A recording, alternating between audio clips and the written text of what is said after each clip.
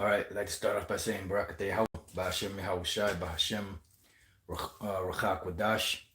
Welcome to another live lesson. The name of this one is T3rr0rs shall make him afraid on every side. And this is based off of a video I was watching a little earlier on Brighteon with Mike Adams, the health ranger.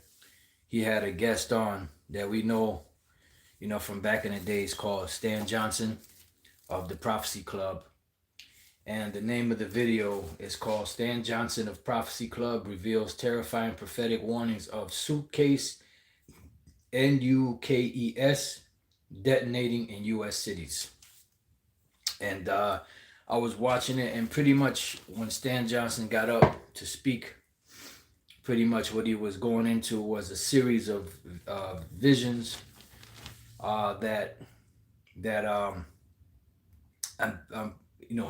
he had some of the visions, and other people that he knows had visions, and from what I understand, these are visions that a lot of these people had, and that's pretty much scriptural. How all of these nations will have these type of dreams. He mentioned about back in, I believe it was 1980, some individual was tasked from Russia to find 50 places where he could store these suitcase NUKESs or hide them. Other visions were about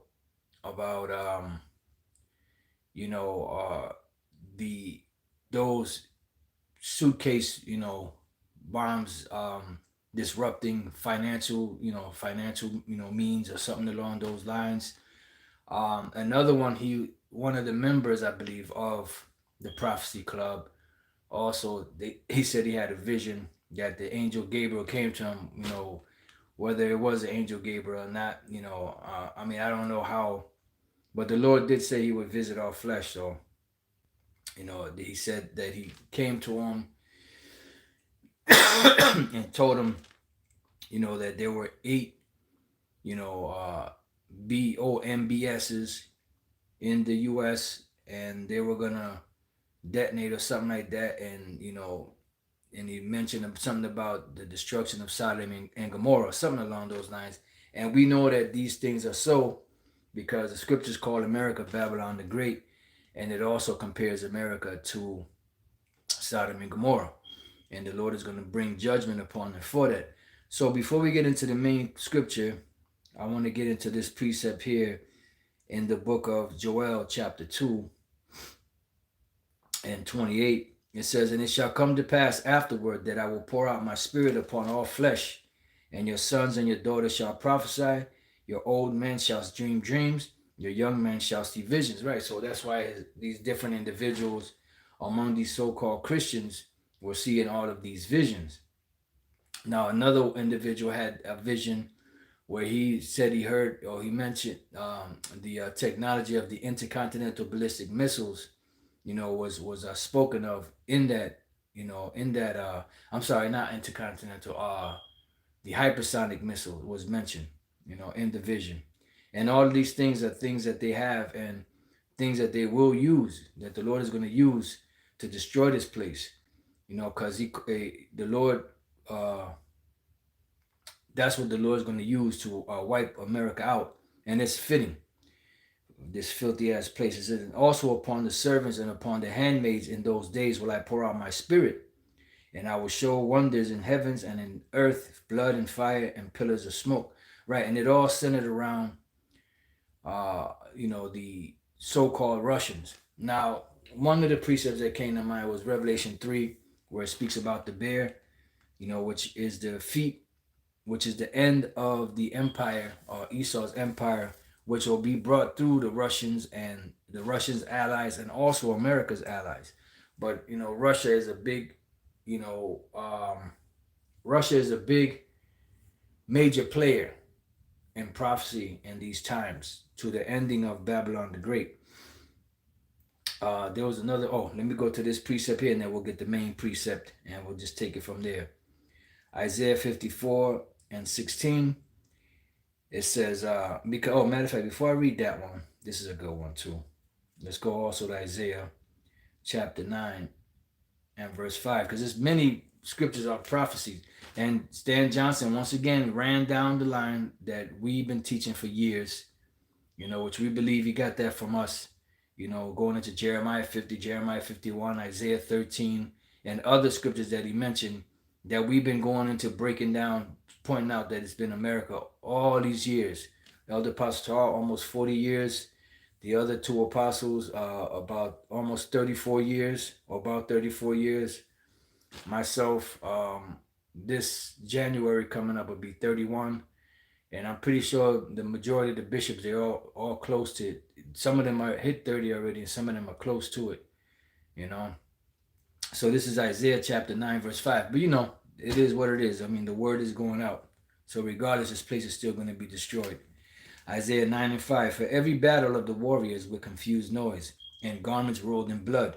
Right, because what's going to bring an end to this empire is a major world war. And in that major world war, what will be used to fight in them is this nuclear technology that Esau has.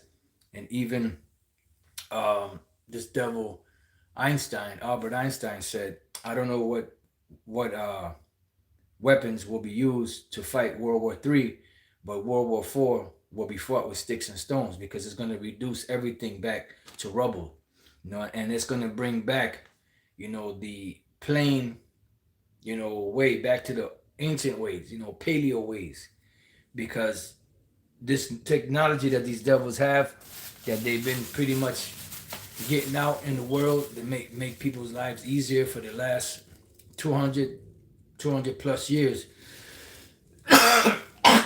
Salakia, got this stuff going on in my chest.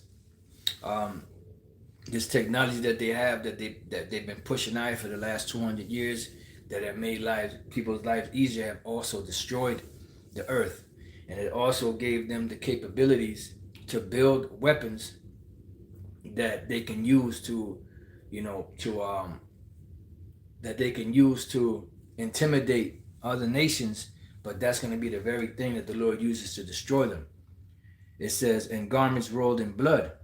But this, meaning this war, shall be with burning and fuel of fire. Right.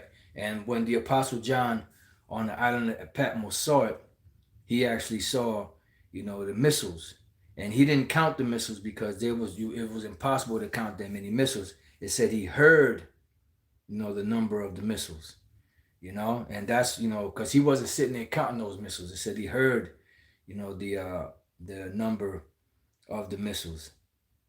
So this is the book of Revelation chapter 9, verse 12. One woe is past, that's dealing with World War I, and behold, there come two woes more hereafter. That's World War II, which passed already, and then World War III.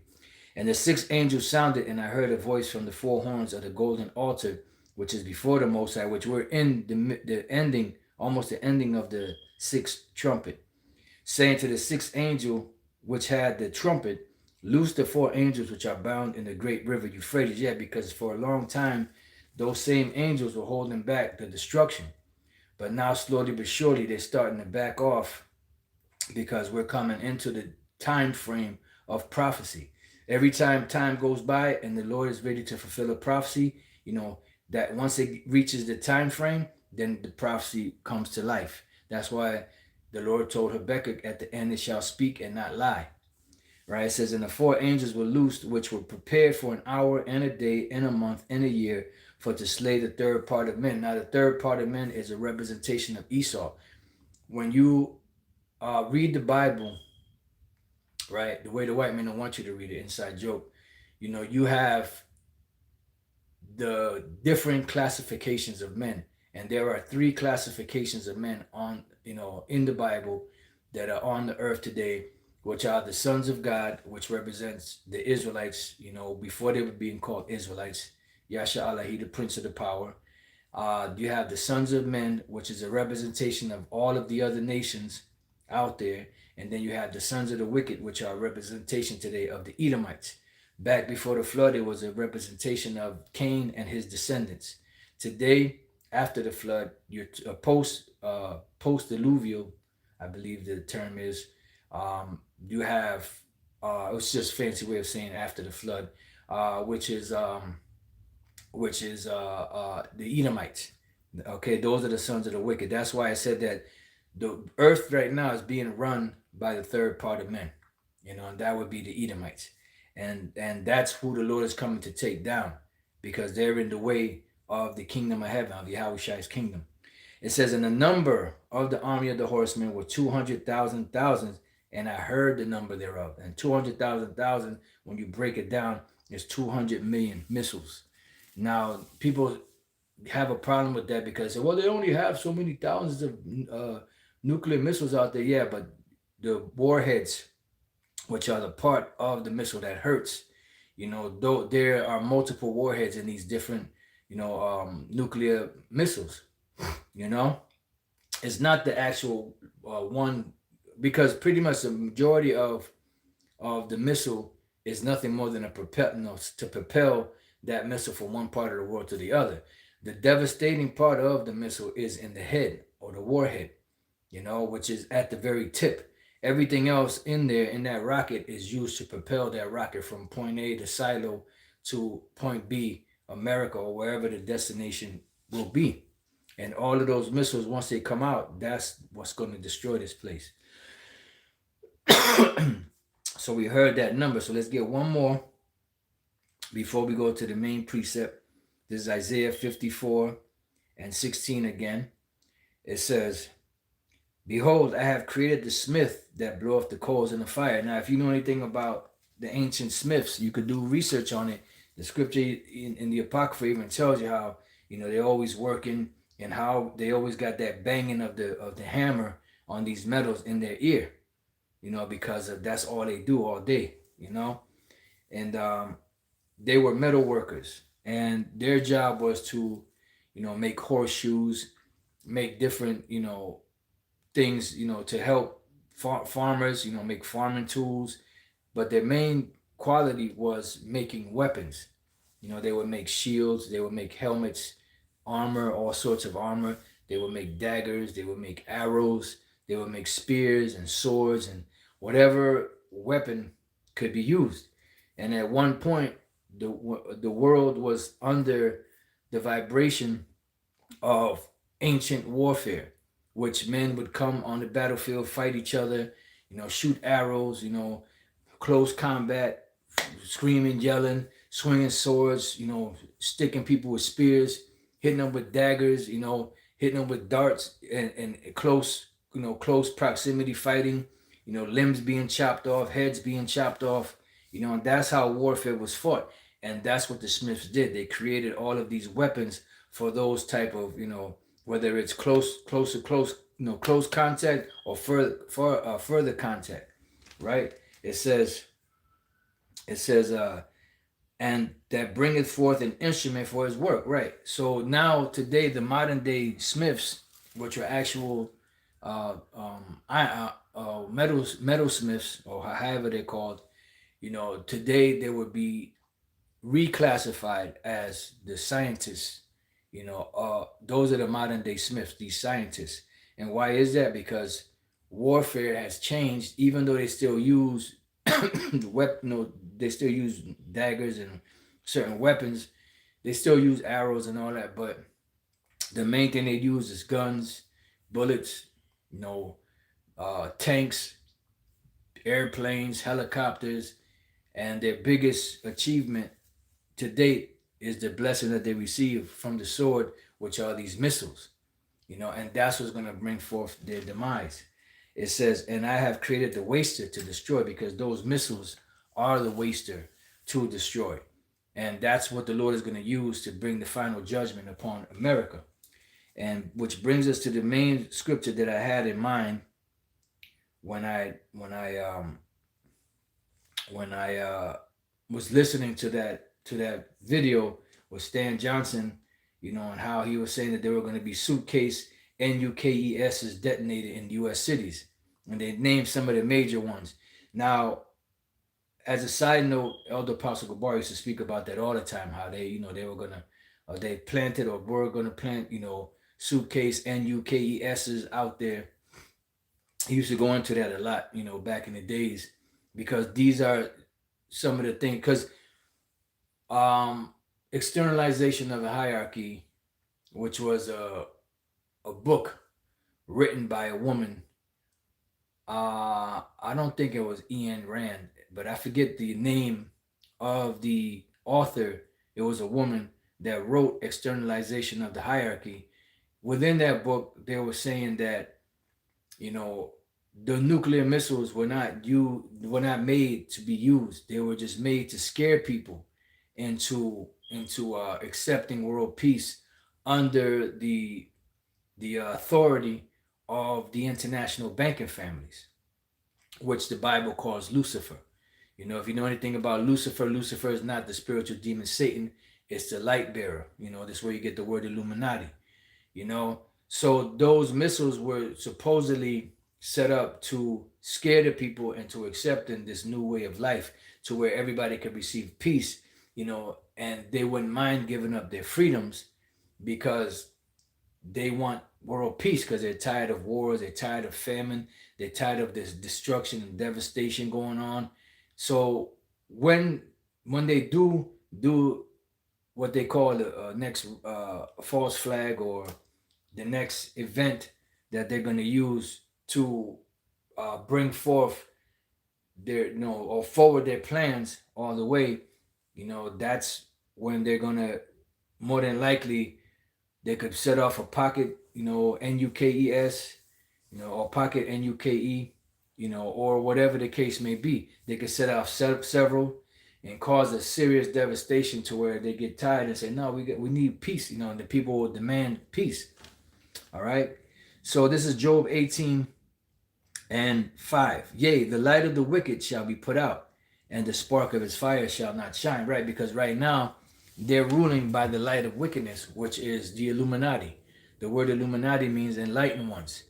It's the same thing that the word Lucifer means. Lucifer is not a personalized name.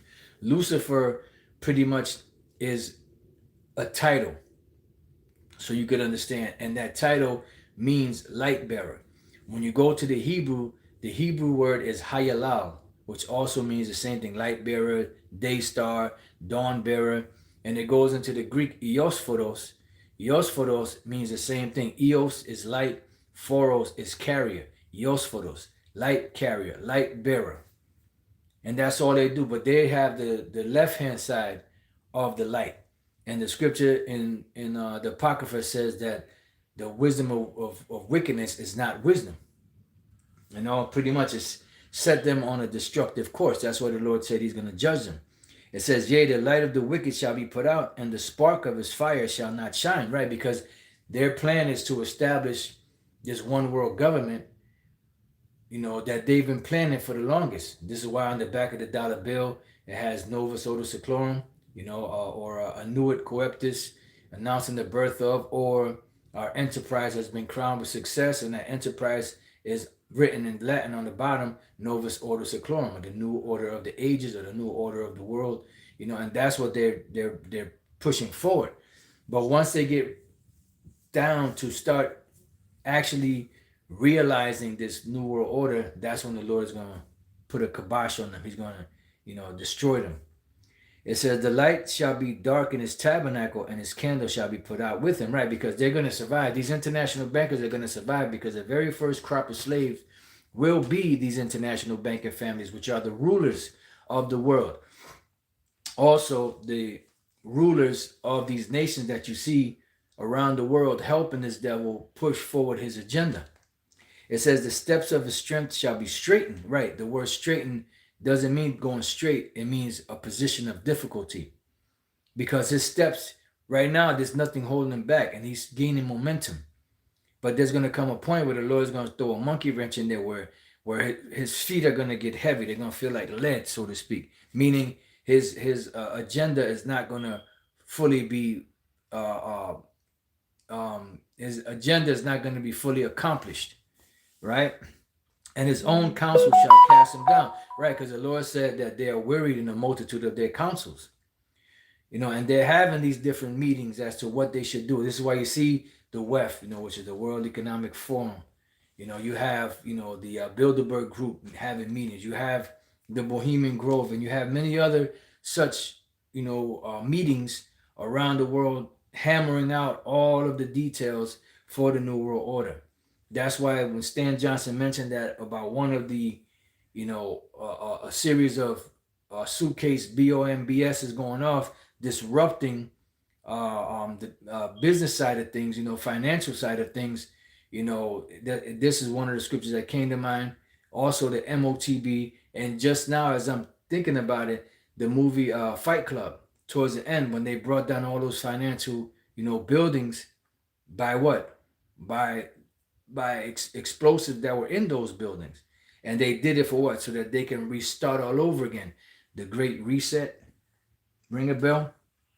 And that's what they want to do. They want to disrupt the economies of the world so that they can bring in the new economy, which would be, the MOTB, which is the micro C hip.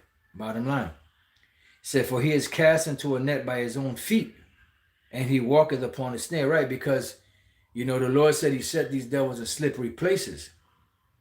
All right. So they are in a position to where they're moving forward, but they're not going to be able to fully accomplish their dream, because it's like trying to, they used to have this thing back in the days where people would have, I don't know if it was it was a challenge. You would win money and you would have to climb up a pole, but the pole had a lot of grease on it, and you get up so far and slide right back down. And that's what the Lord is doing to Esau. He's setting them in slippery places where they can't get a good footing, a good stand, with this whole financial system.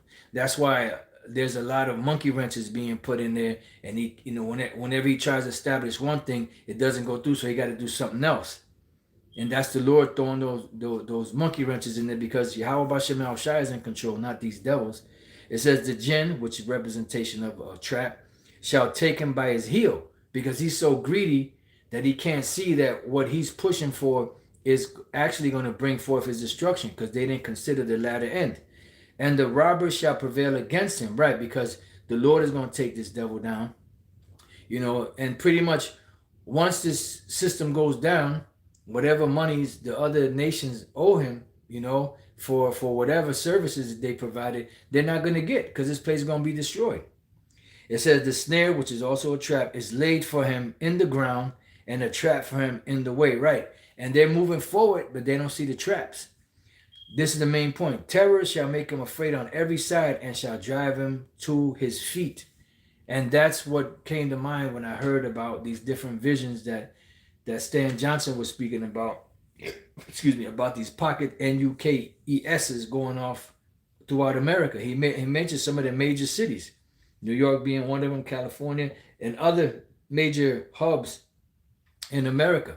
And once that goes off, if it goes off in one city, or even if it's just one building or one incident, people are going to revert back to what happened during 9/11, and they're going to be nervous all over again.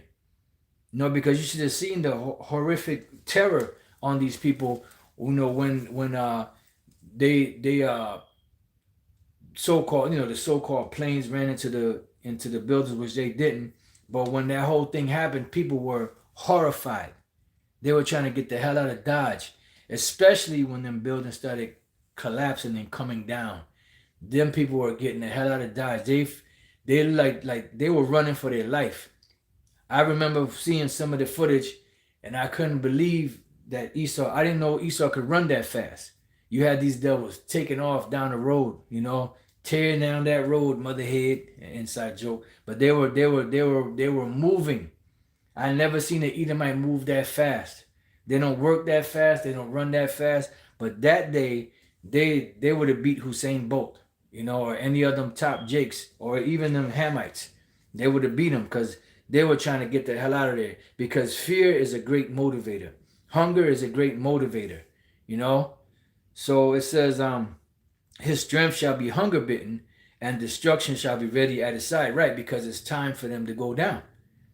So it says, it shall devour the strength of his skin, even the firstborn of death shall devour his strength. That's dealing with Yahushai. This is why Yahushai is known as the King of Kings and Lord of Lords, because he's coming to take the credit for taking the crowns of all these different nations. because all of that wealth of these nations that they have around the world, their resources, their lands, everything, even including themselves, their cattle, everything is going to be turned over to Yahushai. And Yahushai is going to share that with us because we are joint heirs with him. So he's coming back to take these devils down. So he's the firstborn of death. It says his confidence, meaning Esau, because right now when you talk to these devils, they are confident. They are confident, because of their pride. The pride of their heart has deceived him.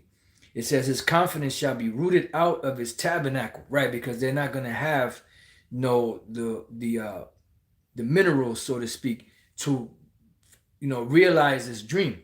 It's just like you running, and you're running for a purse, right? And then by the time you see the finish line, you just stop. You dig in as deep as you can, and you just faint, or the ground opens up and eats you up, or you just drop dead before you even can get to the finish line. So this is what the Lord is doing. He's showing them, he's dangling the carrot in front of them. They're moving forward towards it, but they're not going to get it. It says, his confidence shall be rooted out of his tabernacle, and it shall bring him to the King of Terrors, which is the Most High, and Yahushua is in there too, because the Lord, the Most High, is sending Yahushua to handle this light work. It says it shall dwell in his tabernacle, because it is none of his. Brimstone shall be scattered upon his habitation. And what is the capital of Esau's habitation? America, modern day Basra, modern day Edom, modern day Nineveh, spiritually Babylon, or Babylon the Great, spiritually Egypt and Sodom, and so on and so forth. Many, many names that this place has, that the Lord calls this name by, these different code names. His roots shall be dried up beneath, and above shall his branch be cut off. Right, because remember in the book of Isaiah 14, it speaks about that. Let me see where we left off. Let me just highlight that so I don't forget. Let's go to Isaiah 14 real quick. And I, apologize yesterday I wasn't able to do a lesson. We were pretty run down. We went this Thursday. We went to go, fellowship with the brothers in Houston. They're about 3.5 hours away, and we didn't get that much sleep. Breaking bread with the brothers. It's a beautiful, beautiful time. We went to camp with them. And I had a beautiful time, man, with those brothers. We're just pretty much encouraging them to continue on, and just speaking spiritual stuff. And we were up pretty late every night, including the last night, which was actually the night before, which was Saturday night, and then Sunday we were on the road. And by the time we got here last night, it wasn't that late, but we were pretty much run down, so I didn't get a chance to do a lesson. So Salakia for that. Please forgive me. Isaiah chapter 14 and 16. They that see thee shall narrowly look upon thee and consider thee. Right, this is dealing with Esau, because when you read the 12 verses, talking about Lucifer. Lucifer is talking about Esau, the international banking families, saying, is this the man that made the earth to tremble and did shake kingdoms? Because Esau did that, and this proves that it's not talking about the spiritual demon Satan, but it's just you have to know how to decipher in the spirit. It says that made the world as a wilderness. Who else did that? Nobody else has made the world into a wilderness but Esau. Look at the world today. Look at how it is. Look at the devastation of it. There's still parts of the earth that still look like paradise, but for the most part, the earth is just run down. We were downtown Houston. We were, homeless people everywhere. I'm talking about just everywhere. Everywhere you go. You're walking in buildings and it reminds you of New York. Piss and shit smell, all in the hallways, and this place is a hot mess. And destroyed the cities thereof, and that's what they did, that opened not the house of his prisoners, right? Because they didn't set Jake free mentally by letting them know that they were the Israelites. It says, all the kings of the nations, even all of them, lie in glory, even every one in his own house. Now, this is beautiful because This goes hand in hand with Daniel the 7th chapter. It goes hand in hand with Revelation the 20th chapter, which when it says that the rest of the dead live not again to the 1,000 years were fulfilled. That's dealing with the other nations coming back into power. Daniel the 7th chapter speaks about the same thing. We're reading here also in Isaiah 14:18, all the kings of the nations, even all of them, lie in glory, everyone in his own house, right? Because after they serve their captivity, they will have freedom among themselves. They will be able to govern among themselves, but they will be tributary to us for eternity. It says, but thou, meaning you Edomites, are cast out of thy grave like an abominable branch, because you are an abomination, and you promote abominations, and you persuade people to commit these abominations, and that's why you have these so-called celebrities. You have these celebrities in Hollywood, in the music business, in the entertainment field, comedians that do all these foul things because they're following behind you, because you are an abomination, and the Lord calls you the mother of harlots and abominations of the earth. It says, but thou art cast out of thy grave like an abominable branch, and as the raiment of those that are slain. Right? Because if you deal, like when people bury people, and let's say they shot in a drive-by, unfortunately we got to use those examples because that's a reality in our cities, where we live. They don't want, when Pookie and Ray Ray and these other cats, when they get gunned down in the streets, they don't bury them in the clothes that they got that are riddled with bullets and blood. They take those off, and what they do with it, they throw those away, clean the body up, and then put a new set of clothes on them to bury them. It says, thrust through with the sword, that go down to the stones of the pit as a carcass trodden under feet. And that's how this place is going to go down. It says, thou shalt not be joined with them in burial, because thou hast destroyed thy land. Right. So this place, you're not going to bury anybody. They're going to be dust and smoke here. They ain't gonna, anybody that dies on the swords of America from those missiles and the lasers from the chariots, they will not be buried. There will be nothing but dust and smoke, smell of smoke. There ain't gonna be nobody digging 350 million or so graves to bury everybody. All the citizens of the U.S. No, the missiles are gonna wipe them out.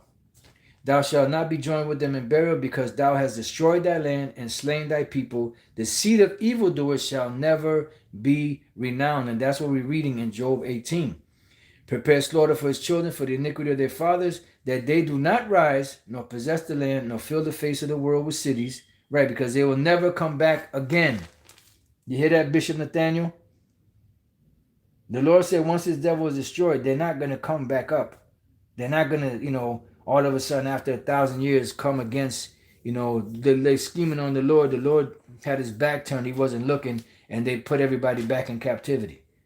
That's the stupidest shit I ever heard in my life. For I will rise up against them, saith the Lord of hosts, and cut off. And I didn't even feel right saying that. I felt guilty even saying that, but just to paint a picture. I didn't even feel right saying what I just said. For I will rise up against them, saith the Lord of hosts. But that just shows you how ridiculous these arguments are from these individuals. For I will rise up against them, saith the Lord of hosts, and cut off from Babylon the name, the remnant, and son, and nephew, saith the Lord Yahweh Bashem Yahushai. Right, because after they serve their punishment, their captivity, they will be destroyed. Every last one of them.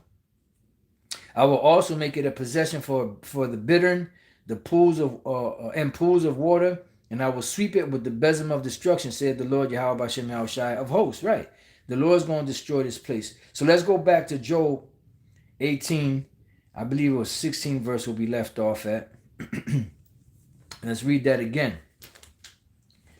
It says, his roots shall be dried up beneath, and above shall his branch be cut off. Right. Because there's not going to be any remaining after the destruction. And after they go into captivity and they're rounded up and destroyed and burnt up, there's not going to be any remaining Edomite. There's not going to be any Edomites that's going to be hiding.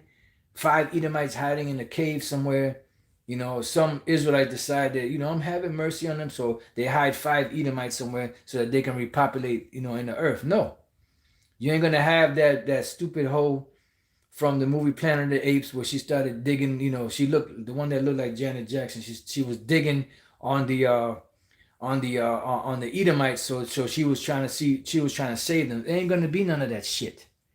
Everybody's gonna be in order. His remembrance shall perish from the earth.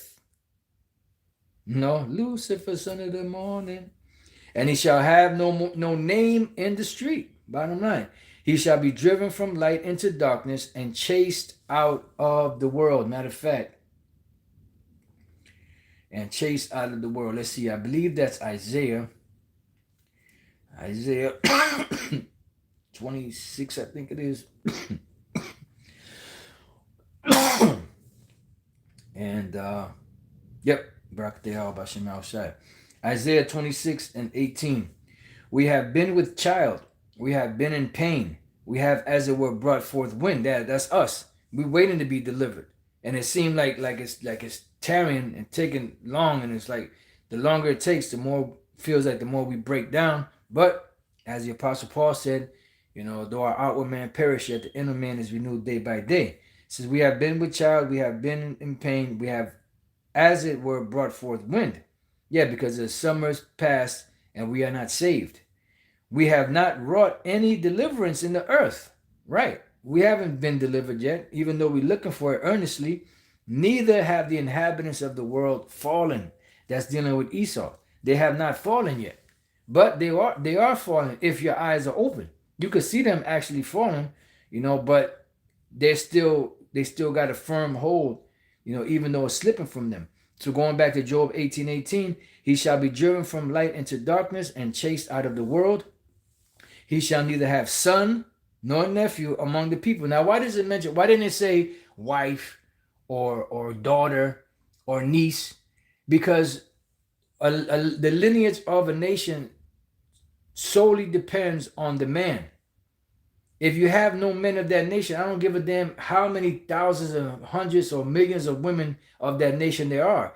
Once those women die, that nation dies, because there will be no Israelite man, you know, to be able to repopulate. So you have to have the men. So with Esau, it says, he shall neither have son nor nephew among his people, nor any remaining in his dwellings. Right? Because the man is the one that creates the nation, that keeps the nation going, not the woman. You can have sex with any woman on the planet Earth. Any man can have sex with any woman on the planet Earth, and they will continue to bring forth their seed of that nation, no matter what that child looks like. Just like Jake. With Jake, any woman that Jake lays down with, no matter what that baby looks like, that's an Israelite baby. It says, they that come after him shall be astonished at his day. Why? Because right now they're living it up. You know, they don't ever think they're going to go down. They don't ever think they're going to be brought back down to a pauper status. You know, it says they that come after him shall be astonished at his day, right? Because they you used to rule, or they won't not think that this gravy train, so to speak, is going to end, that they'll never be back on the bottom again. This is why I believe it was the Rockefellers. They used to instill fear in their children to where they would barely eat anything. They were afraid because they don't know if they're gonna have a meal the next day, even though they were super rich. He instilled that fear in them, that some of them killed themselves. You know, some of them damn near starved themselves so that they wouldn't eat too much or waste anything, because they didn't know if they were going to be able to eat the next day. So it says they that come after him shall be astonished at his day, as they that went before were affrighted. Surely such are the dwellings of the wicked, and this is the place of him that knoweth not the Most High. Right? So this is the reward of the wicked. All right? And, you know, when I listened to that video, you know, on Brighteon with Mike Adams, the health ranger, interviewing Stan Johnson, and he was going to a series of those visions that these people had dealing with the pocket NUKESs. That's what's going to bring the destruction of this place. And there will be, you know, horrors around the world because of all of these different incidences that are happening. And that's why they're pushing out the boogeyman, the boogeyman, the boogeyman, so that when they bring these things, they're going to blame it on the boogeyman and have everybody against them and everybody crying for peace. You know? So with that, I pray that you brothers and few sisters have been edified. Till the next time I say, Shalom.